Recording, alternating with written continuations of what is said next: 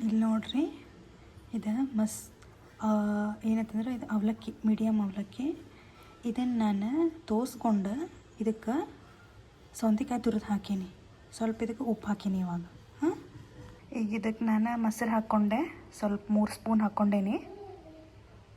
ಇಷ್ಟು ಹಾಕಿ ಆದಮೇಲೆ ನಾನು ಹಿಂಗೆ ಕಲಿಸ್ಕೊಳಕತ್ತೀನಿ. ಇದನ್ನು ಚಲೋ ತಂಗೆ ಎಲ್ಲ ಮಿಕ್ಸ್ ಆಗಬೇಕು.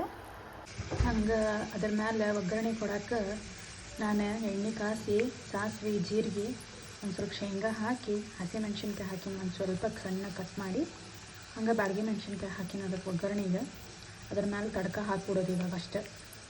ನೋಡಿರಿ, ಇಷ್ಟು ತಡ್ಕ ಹಾಕೀನಿ. ಈಗ ಇದನ್ನು ಕಲಿಸ್ಕೊಂಡು ತಿನ್ನೋದಷ್ಟೆ. ಇದು ನಮಗೆ ದೇಹಕ್ಕೆ ಭಾಳ ತಂಪಿರ್ತೈತಿ. ನಾಷ್ಟಾಗೂ ನಾವು ಮಾಡ್ಕೋಬೋದೆ ಮೊಸರು ಹಾಕಿದ್ದೆ. ಈಗ ಬ್ಯಾಸ್ಗೆ ದಿನದಾಗ ಇದನ್ನು ತಂದು ತಿಂದ್ರೆ ನಮ್ಮ ಹೊಟ್ಟೆಗೂ ತಣ್ಣಗಿರ್ತೈತೆ ನೋಡಿರಿ. ಇದನ್ನು ಮಾಡ್ಕೊಂಡು ಎಲ್ಲರೂ ಒಂದು ಸತಿ ಟ್ರೈ ಮಾಡಿ ನೋಡಿರಿ, ಚಲೋ ಐತಿದೆ.